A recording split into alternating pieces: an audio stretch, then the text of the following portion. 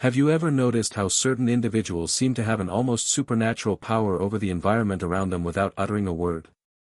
They don't scream. They don't beg. They just withdraw. And unexpectedly, everything shifts. The energy changes. People begin to wonder, chase after, and feel. Now, picture if you did the same. If you stopped reacting instantly to everything, if you chose silence rather than the automatic response, withdrawal rather than explosion, what do you think would transpire? That's where the point lies. When you stop being constantly available emotionally, psychologically, and physically, everything around you plunges into crisis because people are used to controlling you through your reactions, through your desires, and through your predictability. But the moment you choose to withdraw, the whole game changes. And people who thought they knew you find out they know absolutely nothing about you. Carl Jung once said, "Everything that irritates us about other people can lead us to a better understanding of ourselves." Now think about this: when you become unavailable, who truly becomes desperate? Who gets frustrated? Who tries to irritate you just to get an emotion back? This reveals more about other people than about you. And it basically indicates how much you are still being manipulated without knowing it. You continually give yourself to please, to maintain peace, to not lose those who, deep down, were never truly with you. And with every forced yes, each fast response, each emotional reaction, you give up a piece of your vitality. And at the end of the day, what's left? Exhaustion, disappointment, and an emptiness you can't understand. But I will tell you the reason why: because you are too available for people who don't deserve even a second of your silence. This video is not about turning your back on the world. It's about choosing yourself. It's about understanding what Jung described as individuation, the process of being whole, genuine, and perfect. And this process starts when you realize that silence can be stronger than countless arguments. That withdrawal, when it comes from insight and not from escape, is a manifestation of power. So I ask you right now, looking into your eyes, how long will you allow yourself to be controlled by the emotions of other people? How long will you behave like a puppet whenever someone pokes your wound? Perhaps it's about time to cut those connections, to withdraw, to become mysterious. Because when you are no longer available, everything shifts. You had been taught always to be there, to respond fast, to please, and to say yes regardless of whether you wanted to say no. Since childhood, you have been taught to believe that your value depends on how readily available you are to other people.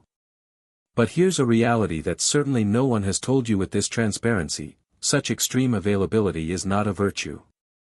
It is a prison.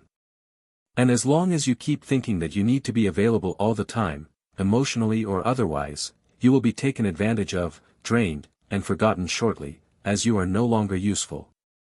Do you understand why? Being constantly available makes you look predictable. And anything that is predictable becomes a tool. Other people begin to use you as an emotional emergency button. They press it when they want attention, comfort, and approval, and then put you back on the shelf. But you can't understand this because you have become caught in an illusion that being available for everyone will make someone be available for you. But it doesn't work that way. Carl Jung talked about the persona, these masks we wear to be honored, appreciated, and recognized.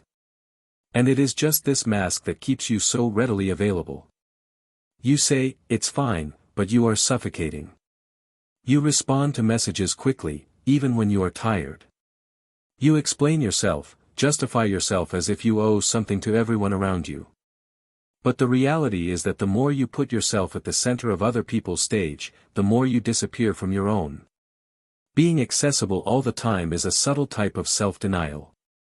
It is a concealed way of seeking validation, escaping rejection, and trying to control the impression that people have of you. But this control comes at a price. And the price is your tranquility. It is your essential energy being dispersed as if it were infinite, but in fact it is limited. People who want you accessible all the time, in fact, do not want you. They need what you provide: validation, connection, distraction, and comfort for their emotions. But when you change, when you create a boundary, when you refuse to respond, the same individuals get frustrated, condemn you, and claim you are weird. It's not because you changed. It's because you have stopped being useful to them. And here's the painful reality. The more accessible you are, the less value people give you. Because what is too plentiful becomes an emotional rag. No one respects something they don't have to earn. No one values what is constantly there. So now pause and think, who actually deserves your time? Who deserves your focus, your presence, and your listening?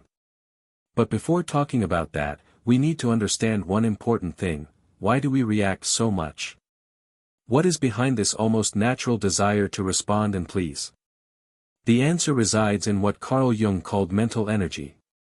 Since your energy is the only thing you have. And if you don't learn how to protect it, somebody will use it against you.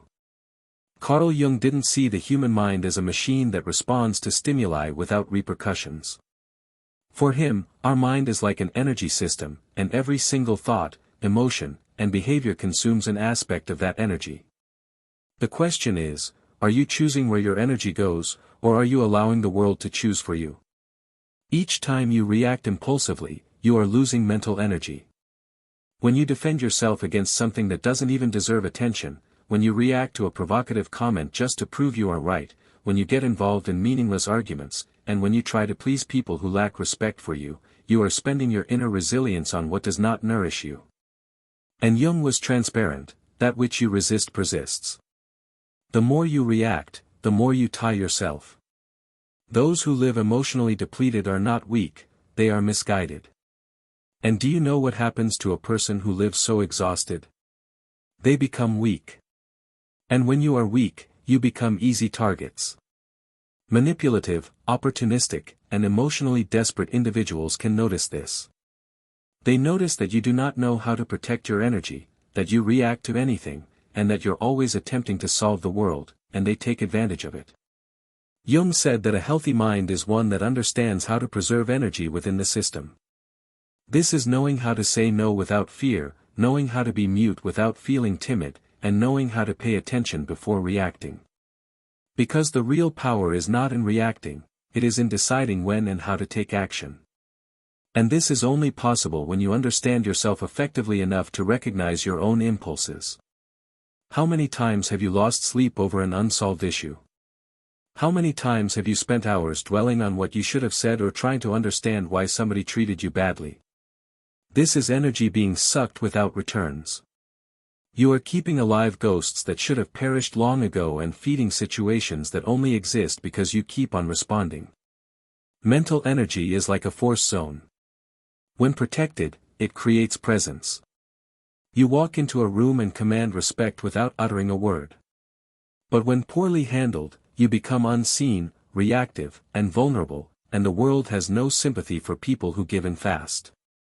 So, start observing your own emotions. What makes you react naturally? What causes you to lose your center? These are the exact areas where your energy disappears, and that is where you have to work, not to become mute or apathetic, but to be selective, to be a master of yourself.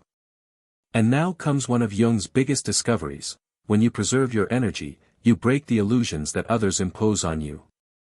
And it causes concern a lot, since now we are moving into a dark territory, that of silent manipulation.